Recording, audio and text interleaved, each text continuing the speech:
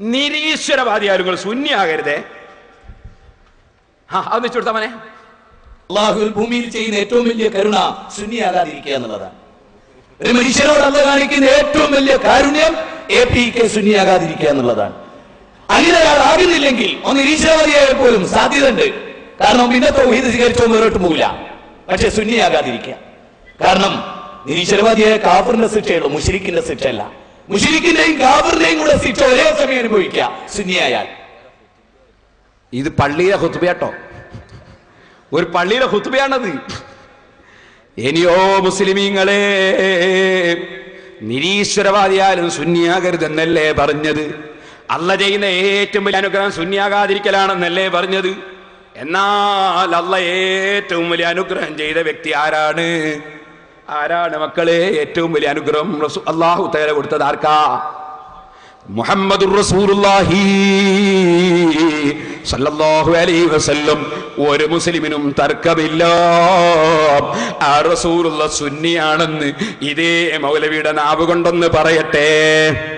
സത്യത്തിൽ നിങ്ങൾ ആലോചിച്ച് നോക്ക്, നബി സല്ലല്ലാഹു അലൈഹി വസല്ലം ഒരു വഹാബിയ അല്ലല്ലോ, അല്ലേ? അല്ലല്ലോ. നബി സല്ലല്ലാഹു അലൈഹി വസല്ലം ഒരു സുന്നിയായിരുന്നു. ഞാൻ ആ അഭിപ്രായക്കാരനാണ്.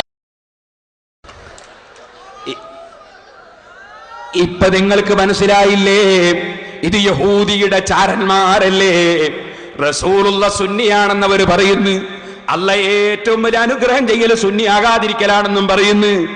അപ്പോ റസൂലുള്ളാഹിക്ക് അല്ലാഹുവിന്റെ അനുഗ്രഹം കിട്ടിയിട്ടില്ല എന്ന് യഹൂദികളെ തൃപ്തിപ്പെടുത്താൻ വേണ്ടി പറഞ്ഞതല്ലേ? ഞാനിത് പല സ്റ്റേജിൽ വിട്ടങ്ങ് കൽപ്പിച്ചപ്പോ മൗലവിമാർക്ക് നിൽക്കക്കല്ലിയില്ല.